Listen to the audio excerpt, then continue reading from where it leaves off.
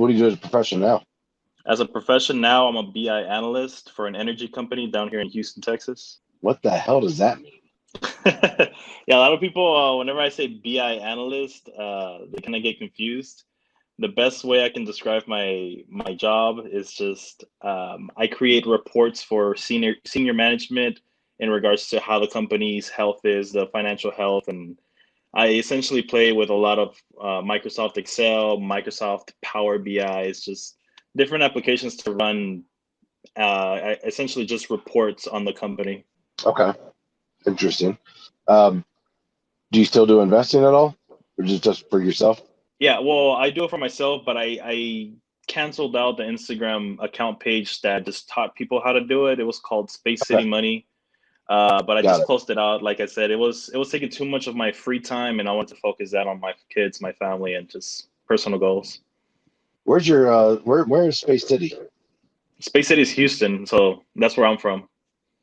Okay, Called Space so City I'm from. because of the. I'm sorry. That's where they land. That's where NASA lands, right? Yeah, NASA. Yeah, 2 hours So from I'm here. on the other side. We're from St. Augustine, Oh, okay. which is north of Cape Canaveral, which is where it takes off from. Right. Which I had never heard that called Space City before. It's called the Space Coast, but not Space City. So I was just curious. Cool. Yeah. How many kids you If got? you, I have two kids, two boys. They're 3 and 5 respectively, and I'm learning as I go, man. Honestly. All right, two boys, 3 and 5. You plan on having any more? Yeah. When we were talking about during about setting up the podcast, we talked about that I was setting up for a new house we just bought. This is actually our first home. We were living in an apartment, and a goal for 2020 was to buy our first home to move into. And now that we're settling in, we have extra room, and me and my wife are talking about the next baby, hoping for a girl because we have two boys, and that's something in the works, and we're talking about it, and it's exciting. You know, it's up to the dad, right? Yeah, I hear a lot of things, a lot of rumors, Left, left, right, left, circle left. and It's always. backflip. So you guys, how long ago did you buy the house? We bought the house about 2 weeks ago, so we're still settling in. Oh, so in the middle of COVID. Yeah, it's in the middle of COVID. Our plan was to buy it actually around April. So it did delay our plans of buying it by a few months, but we were already planning this for 2 years, and we pulled the trigger. I mean, COVID and everything is just so much that's going on, controversy, just people are going crazy over it, and some people saying that it's not real. And I just tend to not give my opinion, just just do There's a me, lot. and There's a lot of people that are just withholding opinions. yeah.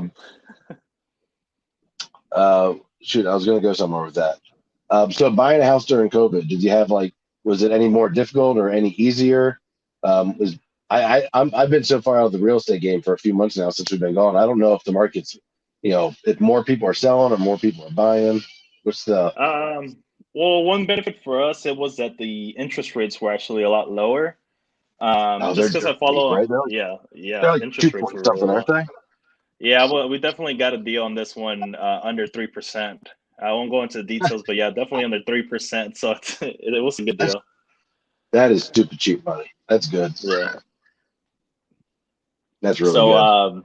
yeah, as in regards to finding a home, we got a really good realtor, and we're pretty savvy when it comes to technology. My wife and I were millennials, so we check out all the houses on Zillow or just localrealtor.com, and we already know what we want to buy before we even look at it, and go through the process, getting pre-approved, looking at the house in person, getting inspections. But it was a smooth process for us. I mean, I can't say the same for other people that might be buying around this time, but we were fortunate enough to have a smooth process. Cool. So you got basically the house you wanted. Sounds like Yeah. Absolutely. that's good. Oh, were you looking for anything special? Just something with a big backyard. We were in a two-bedroom apartment, and with two boys, especially with one of them having to do school from home, he just had so much energy, and just it was they were running around the apartment. We were on the second floor, and I'm pretty sure the people downstairs hate us because they just hear little feet running around all the time, and we're just like, let's just find something with a big backyard. And We found one that was perfect for us, Cool. and I mean So you're every like day are you since. in a neighborhood or are you really remote? No, in the established neighborhood already. So yeah, a few of the neighbors came to introduce themselves, and it's a good neighborhood, quiet neighborhood, and the kids like it. That's always nice. So you said you're in Houston? Yeah, Houston. That's funny. The last guy I talked to a couple days ago, he's from Houston. Oh, that's cool. Yeah, there's two podcasts back to back in Houston. So I know you did like the Microsoft stuff and you run all the reports. For what company was that again? It's for an energy company here in Houston. So Houston is known as the energy capital of the world just because there's so Yeah, many energy companies here. I was about to say, does that mean gas and Uh, oil, or does that yeah, mean like well, electric gas and electric. utilities? Yeah, gas and Okay, electric. So natural gas and electric utilities. So we actually serve quite a few states. We're expanding, and it's a starting. Well, it's not a small company. It's been growing, and it's really nice. I mean, it's not one of those bigger companies or S and right. P 500 companies or anything like that, but it's small enough to feel like a family within the company itself, and a lot of good culture goes into that Yeah, that company. And I mean, I like it. I've worked for bigger companies, and this is something that it's a different. It's a change of pace. yeah. So you prefer that smaller environment to that bigger corporate environment? Yeah, yeah. Just because it moves a little bit slower in the sense of where like people are getting to know each other more personal in a more personal level, and you're more than just a number in the company, and they make you feel like at home. Yeah, it makes sense. I mean, I had a few of the super small companies, and it was definitely more of a family feel. I didn't know if that parlayed in the, different industries of, obviously gas and electric. That's good to hear. Yeah. Um, well, what did you do before that? Was the investing thing a career, or is that just always a hobby and you had some other? Um, So if I can backtrack maybe to a year and a half, I started investing back in 2017 for my personal goals. I didn't know how to invest at all. I didn't even know how to buy a stock of Apple. I didn't know how to buy any shares. I didn't know anything about investing. So I went in Facebook and I typed in the question like in the post saying, "Hey, does anybody know how to buy stocks?" And a couple people reached out to me, and it just seemed like it was more of a pyramid scheme, and okay, I hold decided on to one take. second. So Yeah, no problem. what were you doing as a career at that point? As a career at that point, I was with another energy company. I was a training Okay, specialist. So my job there was to okay. train new coming sales agents. So a lot of And sales and was going on. how old are you at this point? At 3 this years ago. point, 3 years ago, I was 23. I'm 26 now. Okay, perfect. Okay, Yeah. and so you would have had one kid, a 2 year old. Yep. All right, I I'm trying had to the wrap two my year whole old. around it. Yeah, so 3 year old, and around this time, my wife and I believe at this time she was pregnant, or yeah, she was pregnant already, and that's All whenever right. my mentality shifted, saying, "Hey, like you're making this money, you have this career, what can you do to just get a little bit more freedom or financial freedom?" Ed, so how'd you go about doing that? And so I decided to start doing my own research. It was a little bit of a learning curve for me just because I didn't know much about investing. And as I was learning, I got an idea of, hey, like this is something that a lot of kids my age or a lot of people my age, they don't understand how to invest or how to get started. So an idea popped in my head. It was just along the lines where like, hey, let me start a Instagram account where I can show via similar to how you have your account, similar, just infographics about, hey, this is how you buy a stock. This is how you profit from a stock. This is how you get money. And I just threw the idea out there to my wife, and my wife and I, we started playing around with names, and Space City Money. She actually came up with that name because I was just thinking about, it was something related to money in Houston. I think I called it, um, Clutch City Money or something like that, because Clutch City is another nickname for Houston. Something so it was just funny like that. And she came up with Space City Money. I don't know any of these Houston nicknames. I've never heard any of these in my life. Yeah, if you type in I've Houston never been to nicknames, Texas. you'll probably get a list of like a good 6 through 10 of them. There's just a lot of nicknames people call Houston. Well, maybe if you're from Houston, you would know, but a lot of people that are not from Houston, they might not be familiar with. Sure. And yeah, she came up with the name, and she was super supportive. I mean, that's one of the things that I love about my wife. Just one thing that I put out there, she's supportive 100% on it. And she was like, "Yeah, it's a great idea that you're doing this." And at first, I started just to show my family and my friends, just because I wanted them to get started investing and seeing, hey, this is what you can do, and this is how you can get started if you want to invest for your future retirement or anything like that. And And so how did you learn this? Just trial and error, yeah, Googling, YouTubing stuff? yeah, absolutely, trial and error, YouTube, a lot of research. Investing.com was one of the websites that I would go to and then just look at the videos that they have on there. And yeah, Sure. it's like nobody taught me this. I grew up without a father, and I feel like your parents are somebody that are people. Well, they're the role models. They teach you everything you know. And having to grow up without a father and my mom working all the time, I was just by myself all the time.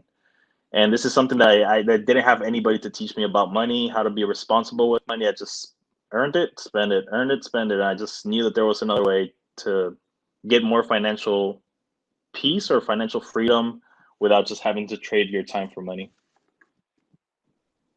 Sounds fair. Was anything specifically triggering that, or just a general nagging feeling of I'm tired of earning and spending and having nothing?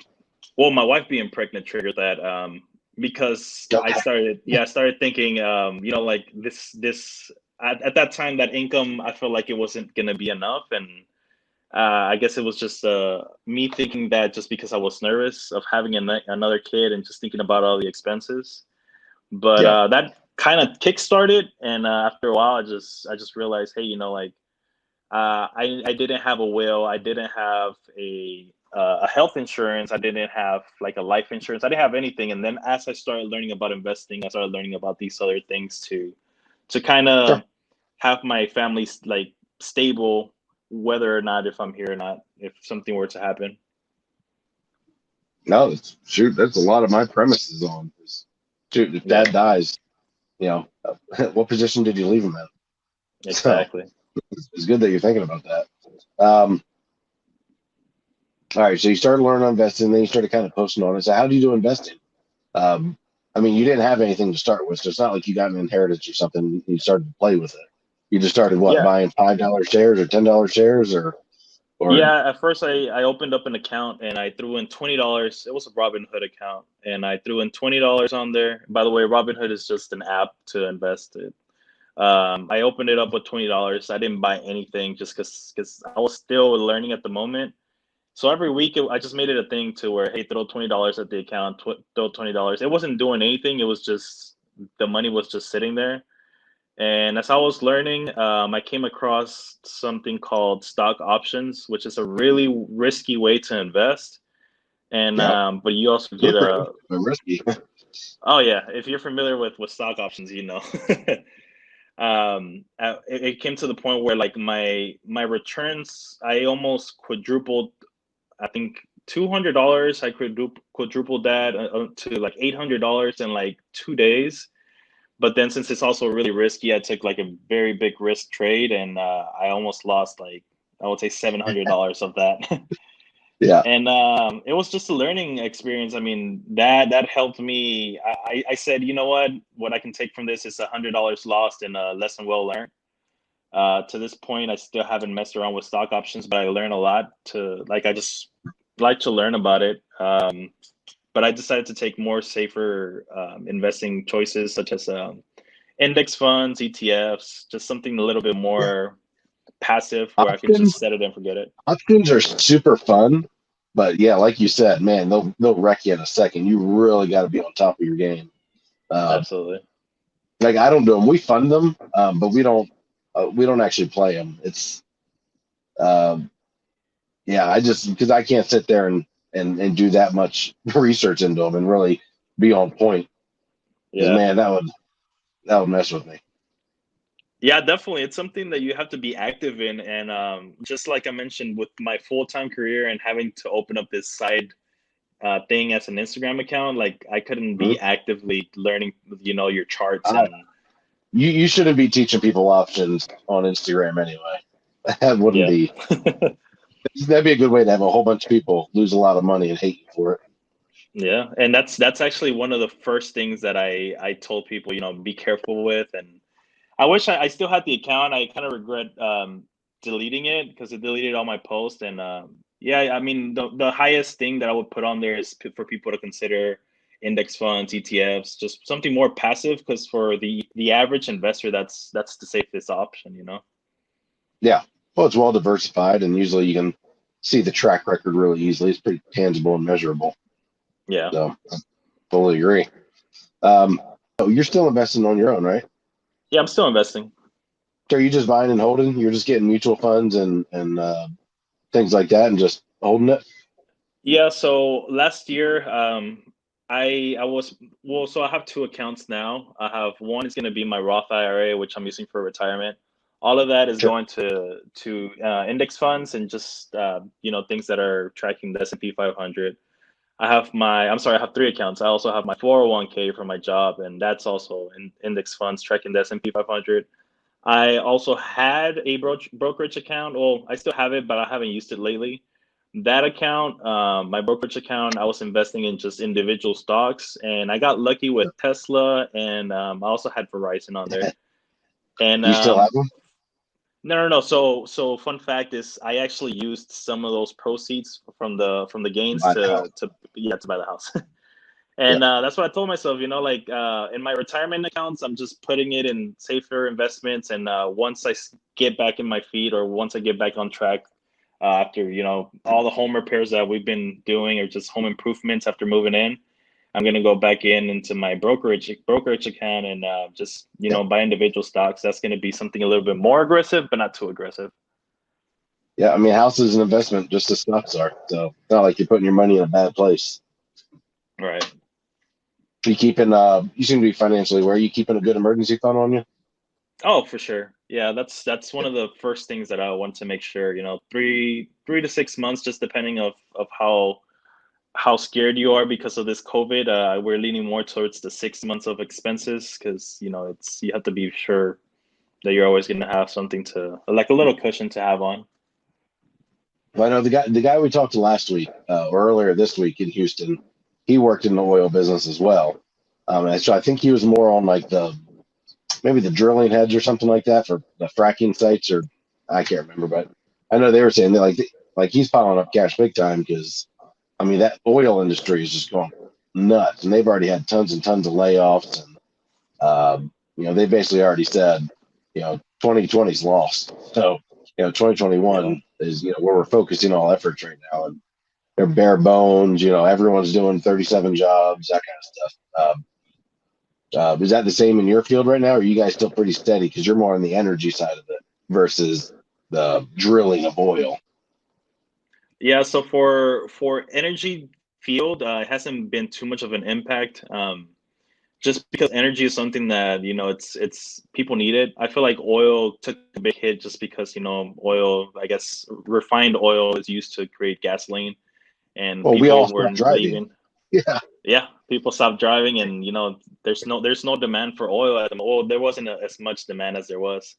But energy is just something, people stay home, turn on their AC, turn on their heater. It's being natural gas is used.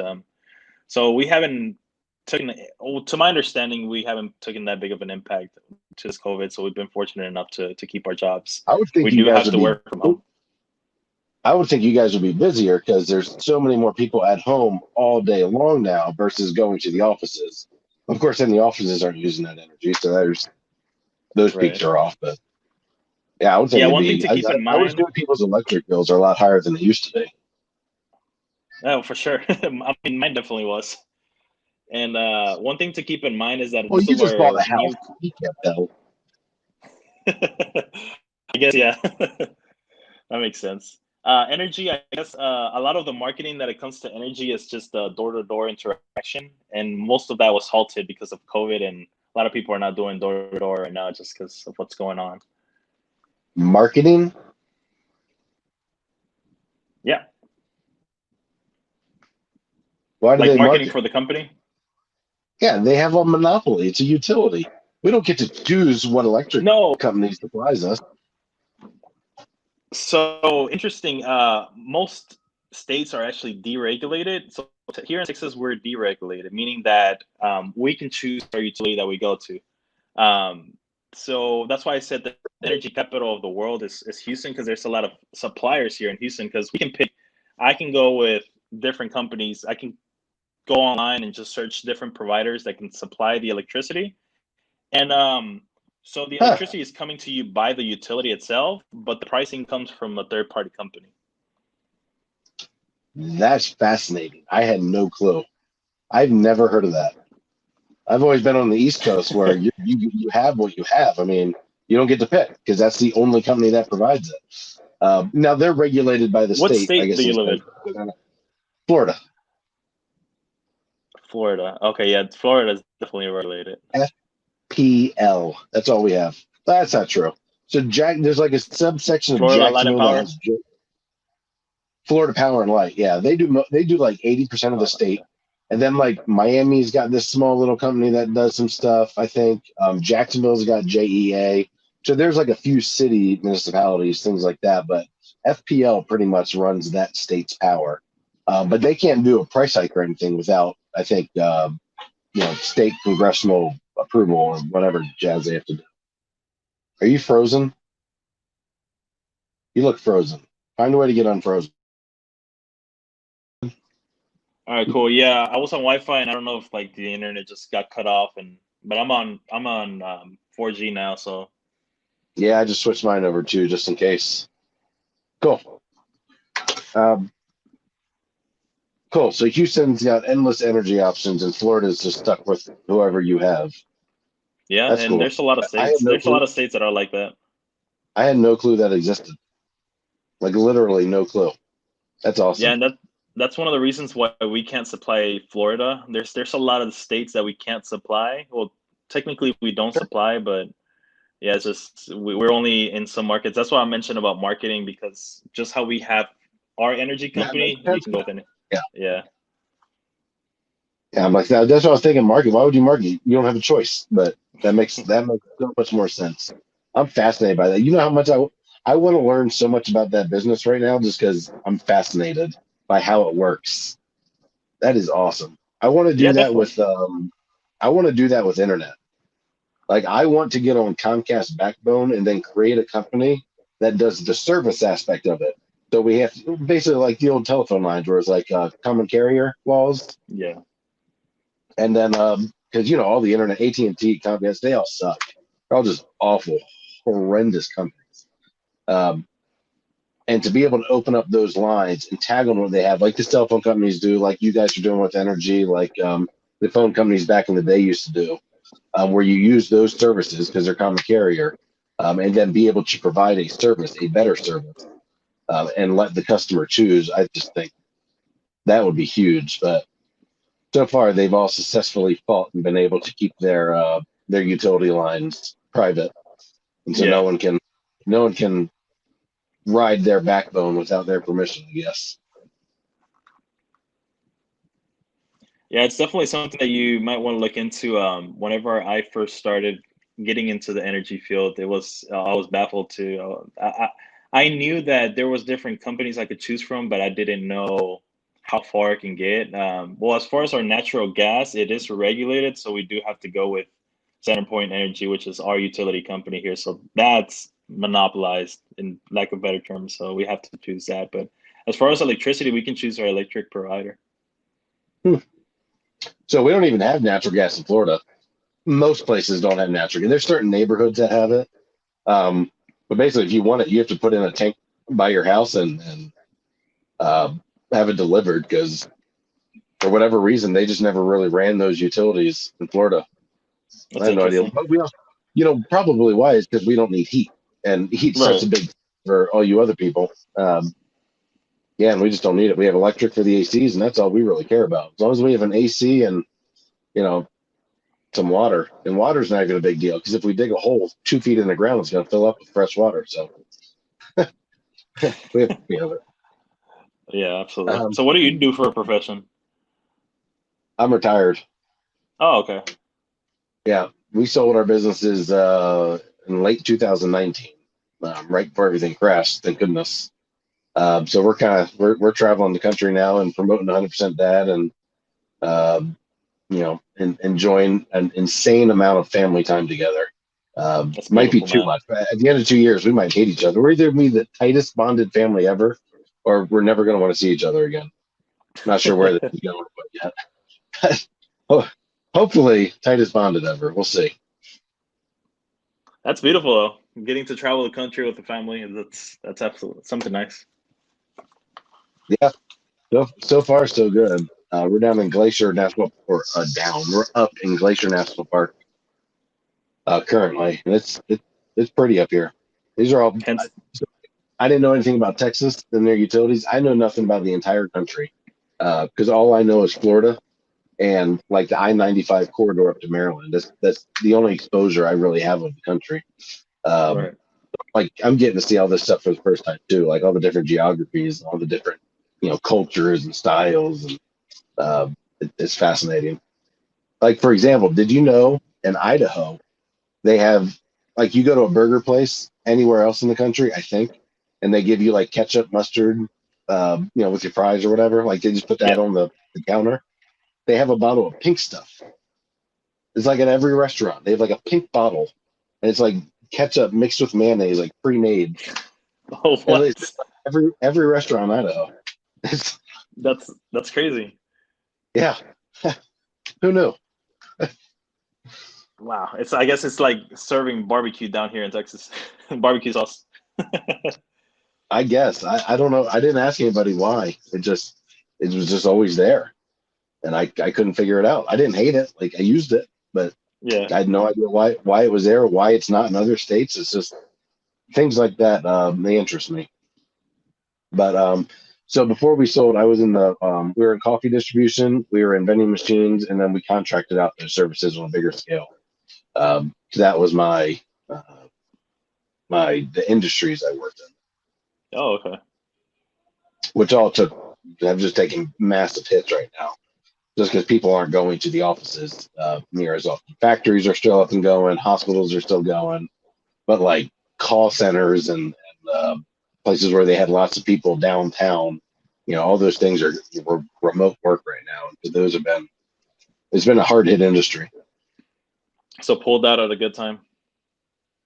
Oh yeah, I mean like everything ended within 3 days of the state doing mandatory closures.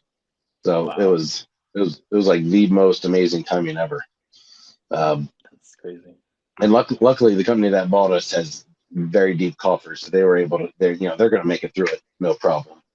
Um, I would have felt a little tougher if it was like some, little old lady that just came and bought it. And that would have been a sadder story. But Yeah, for sure.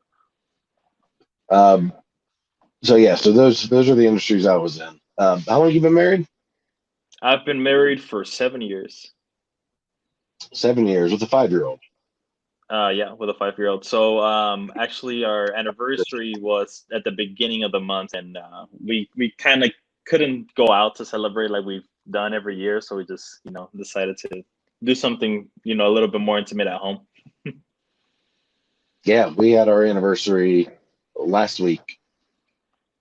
Was it 9 days ago? 8 days ago, something like that. Yeah, and I think I don't even know what we did. Did we go somewhere? Oh, we went to. Yeah, we were walking. We were still in. Shoot, where were we? Idaho Falls. So we went down to Idaho Falls. We went to a zoo, took the kids. We've got no babysitters on the road, and so I think we just went to like a brew house and got some burgers and some beers, and that was it. That was our 13th anniversary. Yeah, definitely. They COVID all definitely took. they don't all have to be magical. Yeah, I agree. I actually, well, spending time here at home was a little bit, like I mentioned, a little bit more intimate. We got to just talk a little bit more than we normally do if we go to like the movies or to a restaurant where there's just so Yeah. much noise. And like you mentioned, it doesn't always have to be magical. So do you guys have a like big family in town that watches your kids or anything now, or are you guys fully isolated? No, well, I mean, we're both Hispanic, so we both, I mean, stereotypically, we have big families. But Houston It's a is huge. I stereotype for mean, a reason. I'm sorry. It's a stereotype for a reason. Yeah, I agree. And Houston is just big. I mean, our like my in-laws, they live in Houston as well, but it literally takes us about maybe 45 minutes to an hour to get to their house, just because of how big Houston is, and especially with traffic. I mean, traffic. If we go to our in-laws in rush hour, it could literally take us up to 2.5 to 3 hours to get to their house. So stop going during rush hour. Yeah, I mean, if we need to, but if we need a babysitter during like like during job times, or I mean, this is pre-COVID, like if we needed a babysitter around that time, then yeah. So I forget if it was kid number two or kid number three, but one of those, I was very firm and I put my foot down and said, we no longer travel to grandparents. If you want to see kids, you travel to us. We have more people. It is harder for us to move. You guys have no kids. You can hop in a car, get over here. We have to pack diapers and snacks and food, and someone lost their shoes, and you can't get them in because they're kicking and screaming because, for whatever reason, you come to us for now. That was my big thing. Like, we're done going to people. You guys come to us. Hey, that would work And grandparents perfectly. and grandparents will do that because it's true. This is them two sitting there, unless they still have kids. Maybe it's a gigantic Hispanic family. They still have kids at home, but they'll come to you. No, I It's agree. extortion. It's blackmail. They would call asking if they would want, and we would want them to come over. But hey, like I mentioned, 2-bedroom apartment, and just like if they come over, and they still have. So my in-laws still have well 3 kids that live with them, so they all usually Oh travel yeah. together. And if they all come to the apartment, it was a tight little spot. But now that we have our house situated, we're definitely gonna see a lot of them coming over. Oh, that's good. Yeah. Did you move any closer or did you move further? Same area that I'm in. I'm a little bit more on the north side. I'm a little bit more on the north side. They're in the south side, so we stayed in the same Got area. it. How far are you from Joel Osteen's place? Fun fact, I actually my office is actually in the same, maybe 5 minutes away from his place and the church. The old arena? The what's it called, Lakewood Church. My office is like 5 minutes away from there. Oh, it's awesome. Yeah, it's Have you ever closer been there? to. No, I've never been there. Never been there, but I know where his house is, and it's in that area. It's a really like prestigious area here in Houston. It's like super. It's called River Oaks. Cool. So when I got satellite, I barely knew who he was. I got satellite radio, and every once in a while I'd flip it on if I just needed some Jesus talk. And I just know they would always say Houston. You know, that's how he signed off like every episode or whatever he's doing sermon. They would always say, "Come visit us in Houston if you're ever in the area."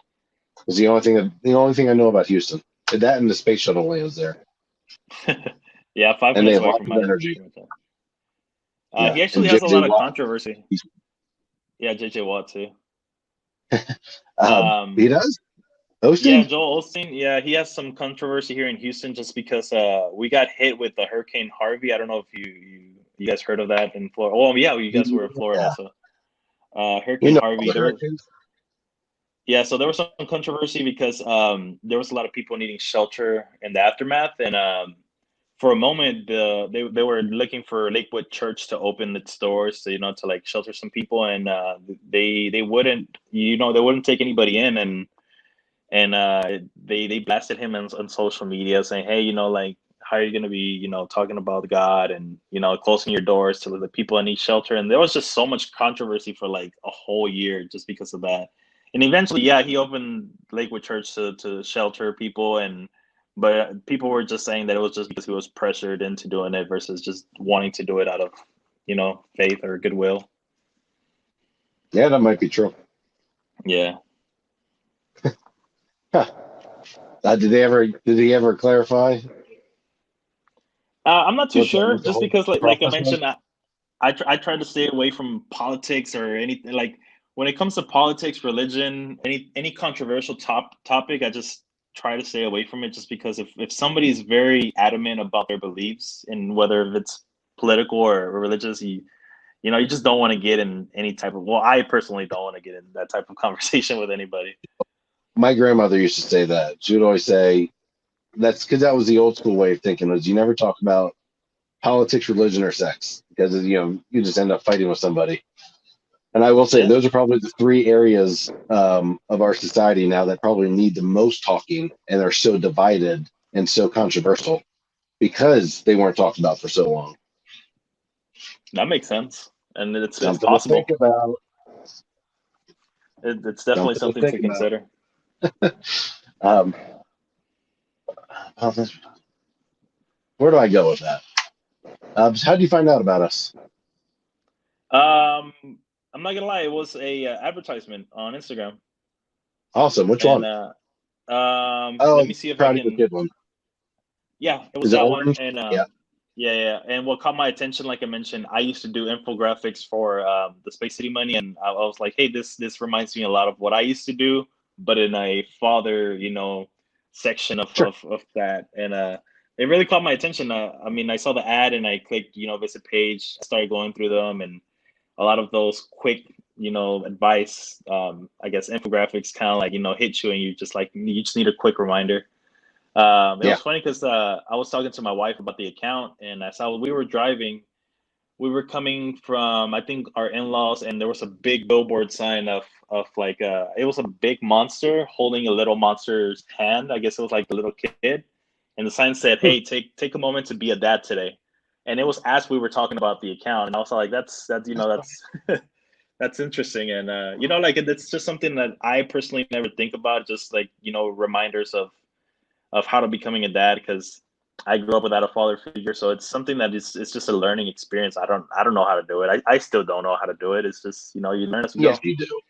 You're still doing it. You know exactly how to do it. So you grew up with that one, or like did he leave? Did he die? What's the story there?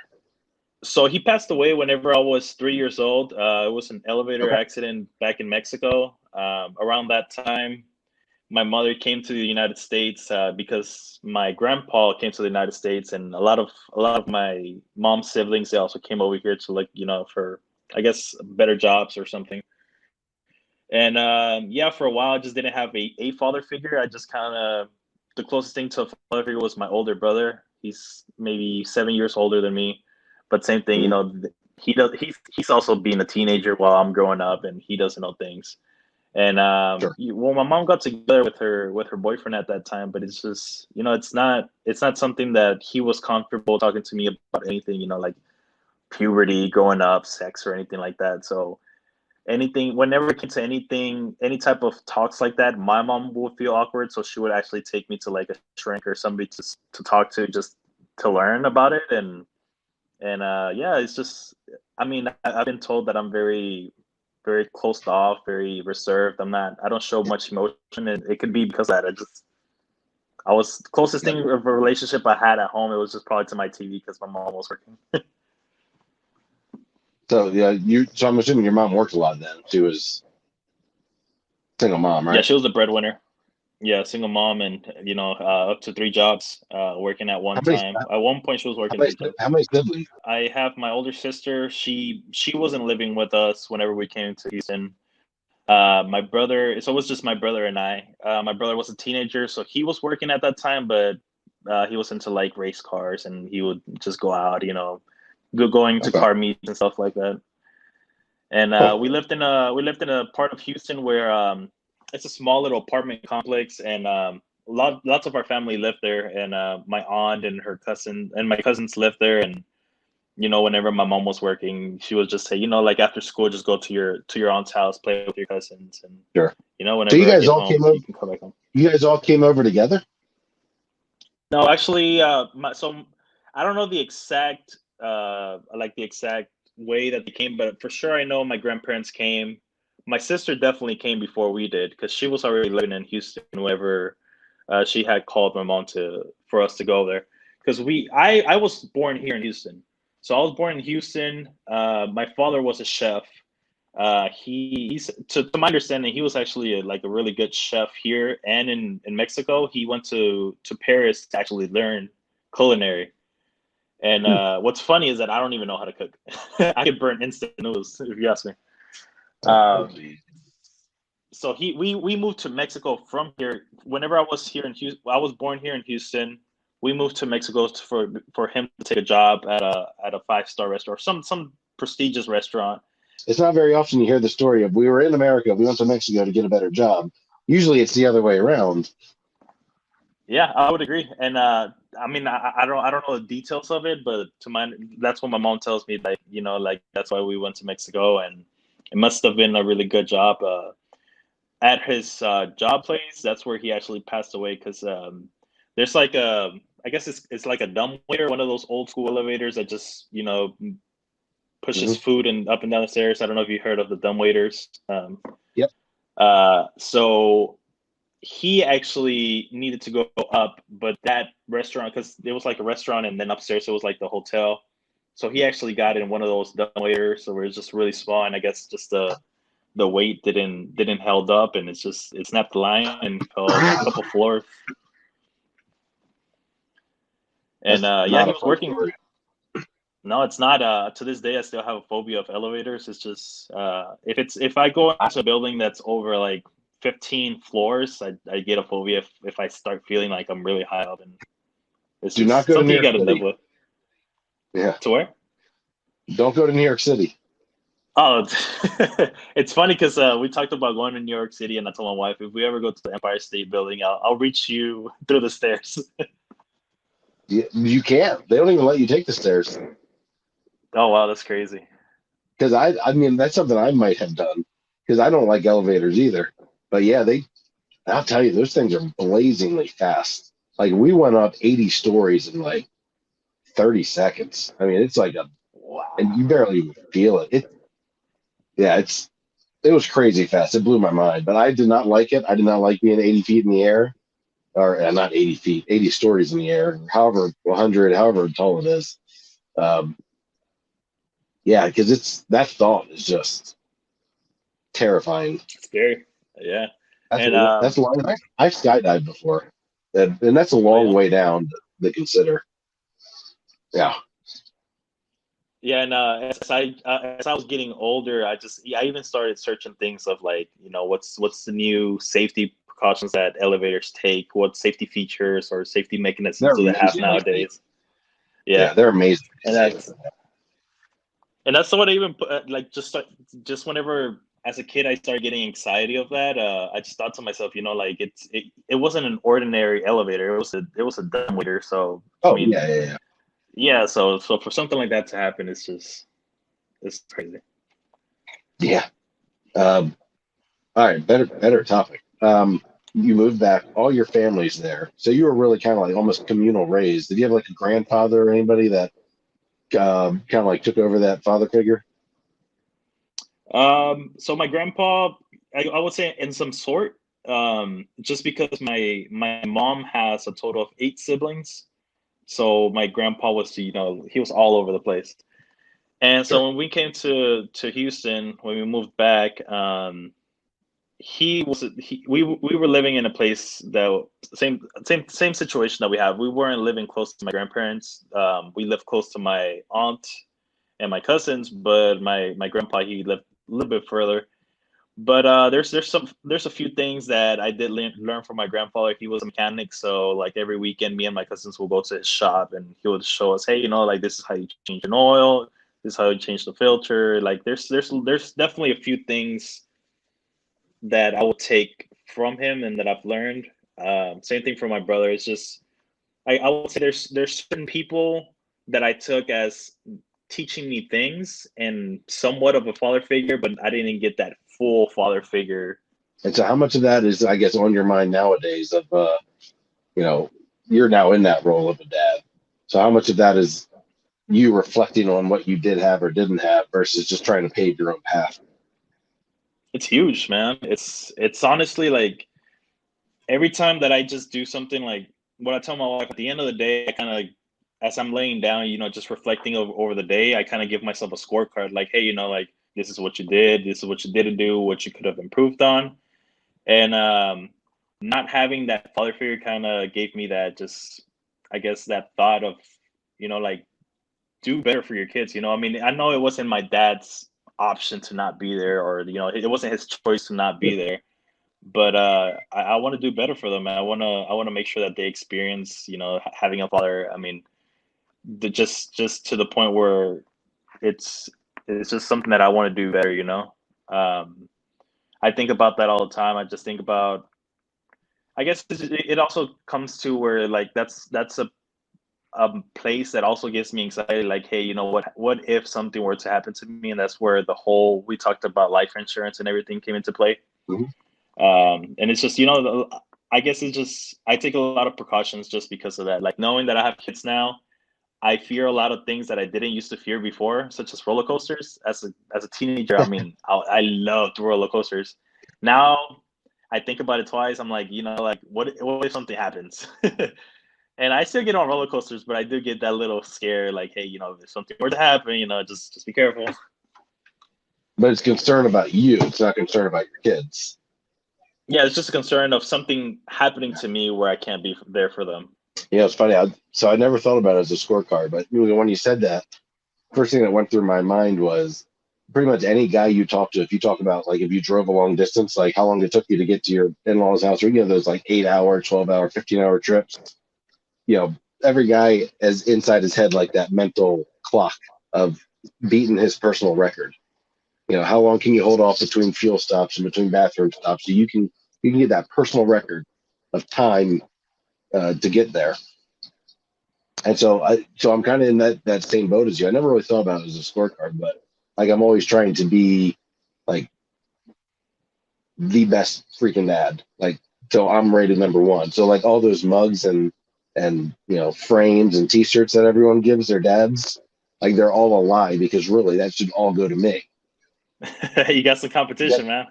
like I just thought that was like a competitive thing in me, and I haven't heard anybody else say that before. So, but everyone does it with driving cars, which is Yeah. or like trying those long road trips. Like everyone wants that personal record, and I'm gonna start asking that.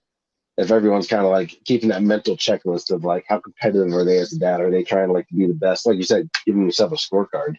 Um, that's a new take on it for me. It might be just because I'm very analytical. I'm very numbers person, very, very Sure. technical. So at the end of the day, it's just, I mean, I'm closing my hand and like visualizing, like just going off the checklist. Hey, did you kiss them good night? Did you make sure to do a prayer with them? And just, or if I, like if I told them that they did something wrong, did I show him, did I show either one of them how to do something right? Or, just a scorecard, that's the best way I can say it. And like, gosh, you just elaborated on a good point of like the whys behind everything. There's a lot of parenting like a TV show where you just like say something and then walk away and like end scene, and like you're not giving the explanation behind it, and so it leaves people confused or wondering. Um, and I feel like that's happening a lot in the dad life of where a lot of do as I say and don't question it, and don't do what I do. And I think the ability to explain why you think that way, or why this is a wrong action, or why we stopped you from doing this, or why we think you should take this path instead of this path, or why you shouldn't hang out with that, the whys behind everything, like the way you think and how you came up with that decision. I think that is a huge, an immensely huge part of parenting that a lot of people miss, where they just say what they think and they don't explain why they think that way. Yeah, we don't give kids enough credit to where they have that critical thinking. Where, like you mentioned this, I saw a guy on, I think it was on YouTube, where he explained, hey, like, if you want your kids to stop hitting their sibling, don't tell them, hey, stop hitting them, because, okay, so what do you want me to do then if you want me to stop hitting them? Instead, saying, keep your hands to yourself, because you're showing them like a follow up to what you don't want them to do, because it's just something, like you mentioned, it's just we expect them to know better when we have to explain a little bit better on what they're allowed to do and not allowed to do. And like you said, they can't question our judgment just because we're a parent. We just have to give them an option to, or Sure. another alternative to what they're doing. Like, oh, hey, Yeah, like, I, but and that's age appropriate. I mean, a 2-year-old's not going to comprehend what you're saying. You just tell them no. A 7-year-old can fully understand and comprehend the full dynamics of the situation. yeah, I agree. My 5-year-old is like that. He questions things. He questions things. He says, like, if we tell him, hey, stop doing that, he's like, is it something wrong that I'm doing? Should I be doing something else? Like, should I not be saying this? And it's just Sure. like you mentioned, it is age appropriate because if I try to do that with my 3-year-old, he'll just be like, like, what are you talking about? Yeah, over his head. Um, Yeah.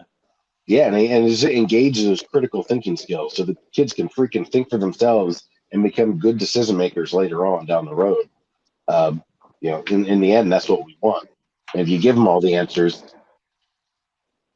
it doesn't work out as well. And some kids naturally figure it Definitely. out because they're talented, but um, yeah, the explaining of the process and why you think that way that's a big one to me.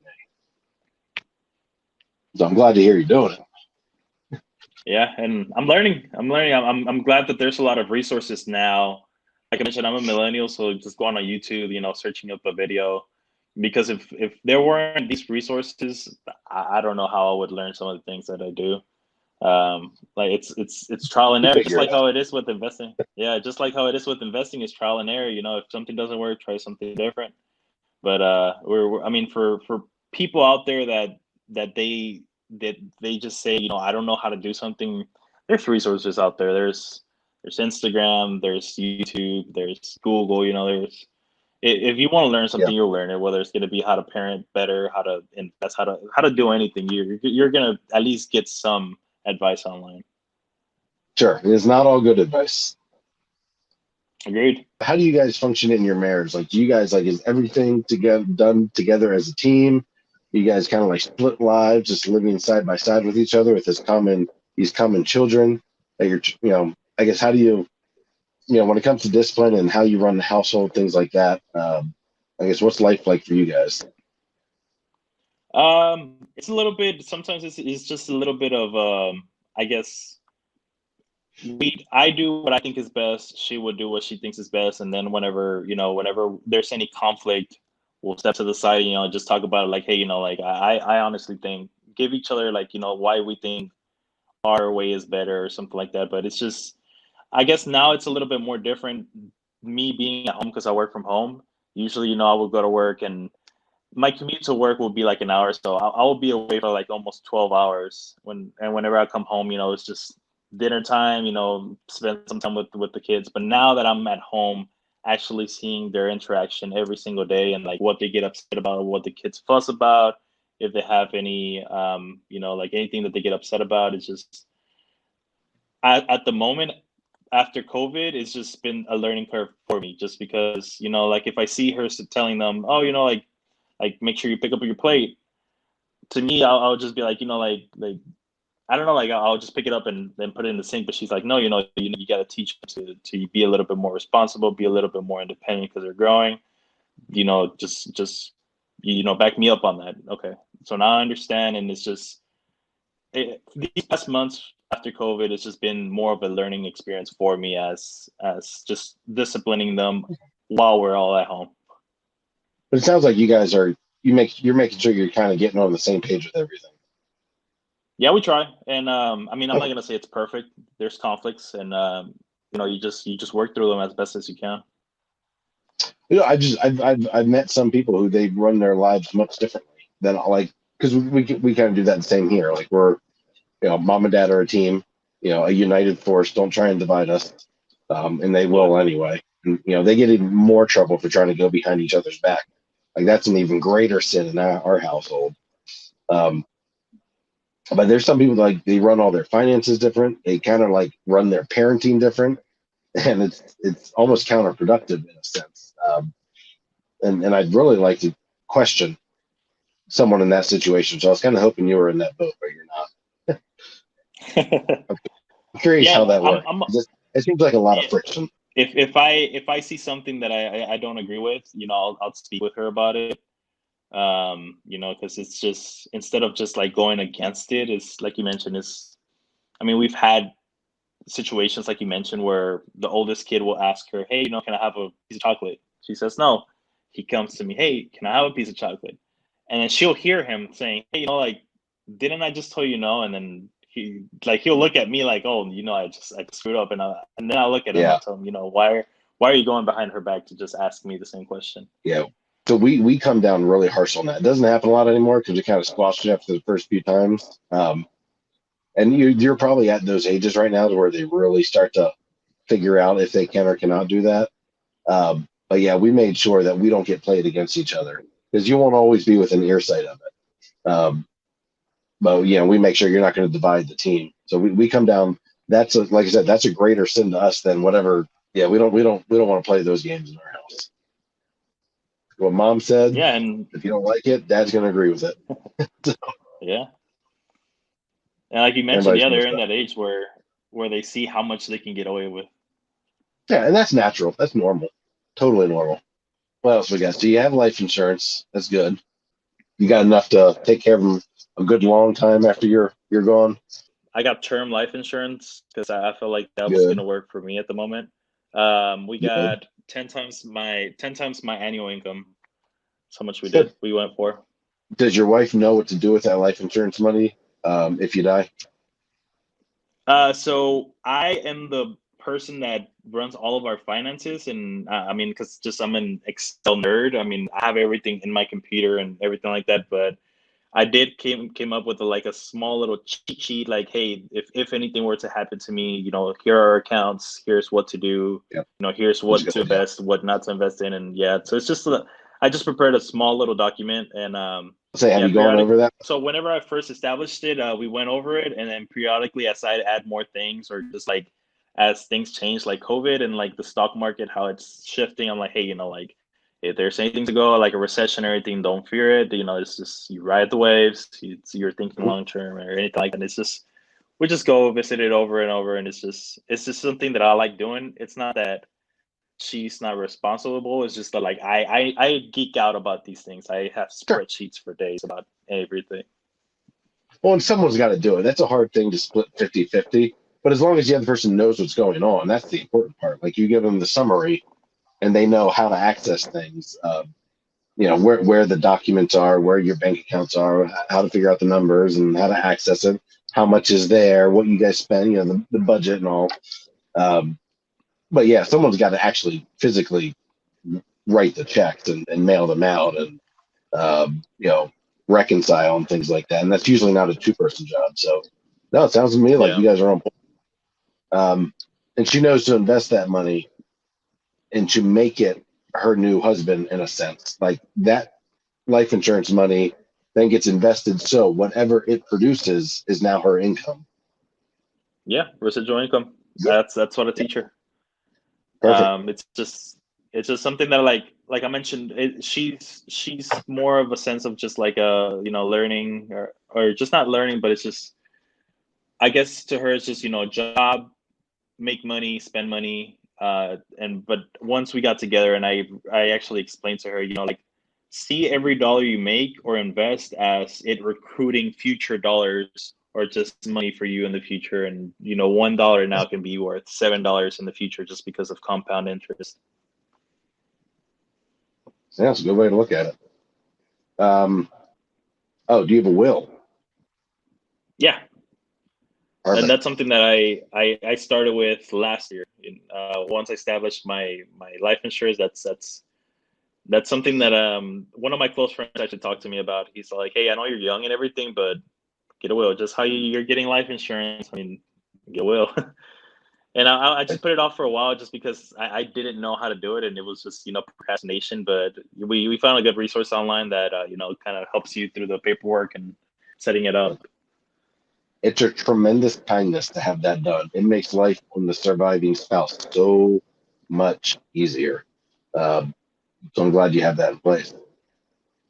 Yeah, Um, and a fun thing that I learned about wills is that a lot of people tend to keep wills a secret, but it's best to talk to them, for the recipients, to talk to them about, like, this is how much they're receiving while you're alive, because you don't want there to be any conflict after Well, death. Like, hey, I fully agree with that. In fact, if you scroll through my feed, you'll find some of that there.